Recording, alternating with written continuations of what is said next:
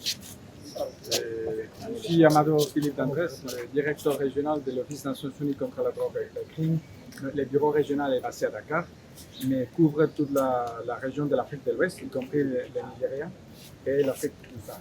D'accord. Pouvez-vous faire le point sur la situation de la traite des êtres humains au niveau de la sous-région? Donc c'est ce qui nous intéresse.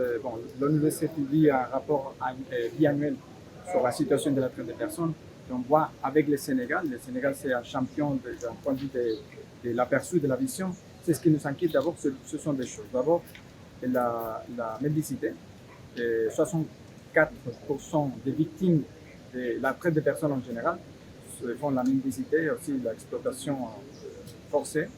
Et 34% plus ou moins dans la région, y compris le Nigeria, le Sénégal, etc., et sont victimes de l'exploitation sexuelle. Et l'exploitation sexuelle, c'est aussi relié à la traite des personnes qui devient après le trafic illicite de migrants. Donc voilà la situation. Comme on vient de le dire, 64% plus ou moins sont des enfants et des femmes, et de plus en plus. Et pourquoi des enfants et des femmes? Car les mafias, les réseaux criminels regardent quand on amène une femme avec des enfants au niveau de l'Europe, et en fait, je dirais, les revenus de ces réseaux augmentent. Donc, ils ont décidé d'augmenter les victimes femmes et enfants dans les 18 derniers mois. Ça, c'est une situation qui inquiète particulièrement l'ONUDC et aussi les Nations Unies en général et aussi le gouvernement du Sénégal. Aujourd'hui, quels sont les risques? Donc, les principaux défis, vous savez, on a parlé des 3 P. Tout d'abord, la prévention. Et je crois qu'on oublie, l'Europe parle toujours de la traite, du trafic illicite de migrants, mais on oublie la traite des personnes. Donc, il faut faire beaucoup plus de sensibilisation. Et voilà, le plan national contre la traite des personnes fait vraiment beaucoup de sensibilisation. Et on est là pour accompagner la sensibilisation. Cette journée, c'est un exemple de sensibilisation. La deuxième, c'est la persécution du délit. Vous savez, vous venez de parler du Nigeria. Et on a beaucoup de pays qui sont impliqués dans cette situation, qui sont des victimes de la traite des personnes. Donc la persécution du délit est très importante. Il y a 20 ans, on avait des experts européens. Ça n'existe plus. Et les experts sénégalais, les magistrats sénégalais, la police judiciaire sénégalaise, de plus en plus, fait des bilans et accompagne les autres pays de la région dans les renforcements de capacités dans la persécution du délit. Et la troisième P, c'est la protection des victimes. Vous savez, parfois les victimes, plein de Sénégalaises, des Camerounaises et des Nigériennes arrivent en Europe et se trouvent avec rien. Donc la protection de la victime est très importante car c'est la protection des droits de la personne, comme le président vient de le dire. S'ils sont des victimes du Niger ou du Mali, ça ne nous inquiète pas. C'est ce qui nous inquiète, ce sont des personnes, des êtres humains. Donc la protection de la victime, c'est important. Et puis, je dirais, là, les renforcements de la coopération judiciaire. Vous savez que dans cette région, nous avons plusieurs familles, plusieurs intérêts. Et je pense que l'ONU a un intérêt, c'est le soutien des États membres comme le Sénégal dans la prévention et la persécution du délit de la traite des personnes. Et dans ces cas-là, il faut qu'on a besoin d'avoir la CEDEAO avec les Nigériens qui coopèrent avec le Sénégal, et le Sénégal le fait très bien, pour lutter contre les réseaux de la traite des personnes. Et je vous donne aussi des informations importantes. On voit que de plus en plus de victimes sont consommateurs de drogue. Et ça nous inquiète beaucoup. Et entre 2024 et 2030, on aura une consommation de tout type de drogue dans la région de 74%. Et on voit que de plus en plus, plus de 24% des victimes de la traite des personnes deviennent des consommateurs de drogue dans les pays d'origine. Et ça, c'est une situation qui nous inquiète beaucoup comme université.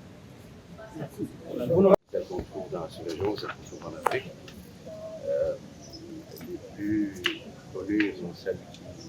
Alors, il faut savoir d'abord qu'aujourd'hui, le thème de la journée porte sur les enfants. Le thème choisi par les Nations Unies, c'est l'occasion de la journée mondiale décrétée par les Nations Unies de célébration de commémoration de la lutte contre la traite. Et le thème, c'est celui des enfants.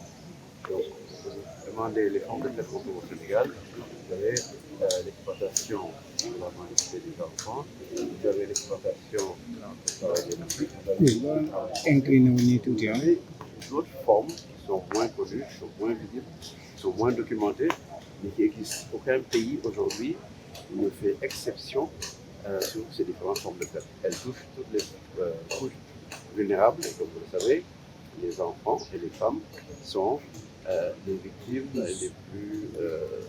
les plus vulnérables en matière d'exploitation de la traite des êtres humains. Voilà. Lors des exposés tout à l'heure, vous avez parlé de la situation au niveau de la région de Kédougou. Oui. Alors, Kédougou est une région, vous savez, une zone d'orpaillage, une zone frontalière, et nous avons, dans le cadre des efforts qui ont été menés, pu démanteler un certain nombre de réseaux, puis sauver un certain nombre de jeunes filles et de jeunes gens qui étaient victimes d'exploitation sexuelle, d'exploitation de la prostitution. Mais si vous voulez, les cas de Kédougou ne doivent pas cacher les autres nombreux cas qui sont disséminés à travers le pays. La traite des personnes se déroule en silence, se déroule de façon insidieuse, elle ne fait pas l'objet de dénonciation, ne fait pas l'objet d'identification, et c'est toute la grande difficulté parce que vous êtes face à des personnes qui des fois sont des proches, des fois sont des réseaux, des fois sont des inconnus, dont le seul objectif est de transformer la personne vulnérable, notamment l'enfant, en marchandise. Et c'est la lutte contre la traite des personnes, c'est de lutter contre la marchandisation des personnes vulnérables, parce que la dignité humaine n'a pas de prix. C'est ce qu'il faut comprendre maintenant. Dans cette exploitation, vous avez toute sorte d'exploitation. Si nous nous cantonnons qu'à l'exploitation sexuelle, nous oublions l'exploitation de la moitié forcée, nous oublions l'exploitation au travail, nous oublions les services domestiques. Aujourd'hui, nous avons parlé rapidement des nouvelles tendances qui se développent, notamment par le recrutement avec l'exploitation en ligne. Nous avons également l'exploitation dans le cadre du sport.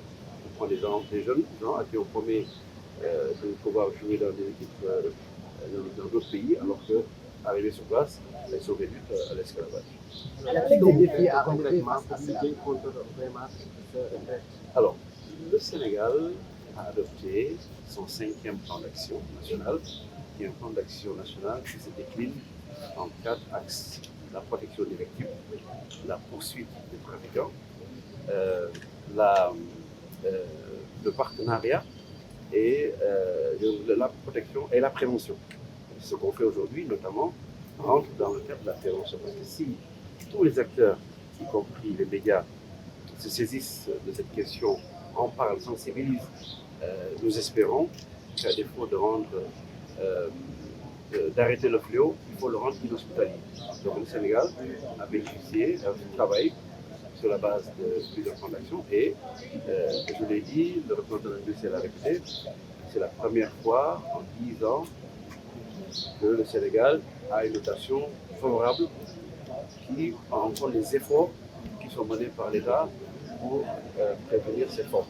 Ça ne veut pas dire qu'il n'y a plus de victimes, il y en a encore, il y en a toujours, mais les efforts accrus ont été menés et qui nous rendent optimistes puisqu'elles ont fait reculer les exploitants des personnes. Bon. Voilà. Juste une dernière question. Un phénomène qui nous interpelle, c'est la présence des enfants nigériens qui mangent dans les rues de Dakar. Qu'est-ce que vous comptez faire pour combattre ce phénomène? Alors, quand on parle de traite de personnes, on ne parle pas d'enfants sénégalais, nigérians ou chinois. C'est un enfant, c'est un être humain.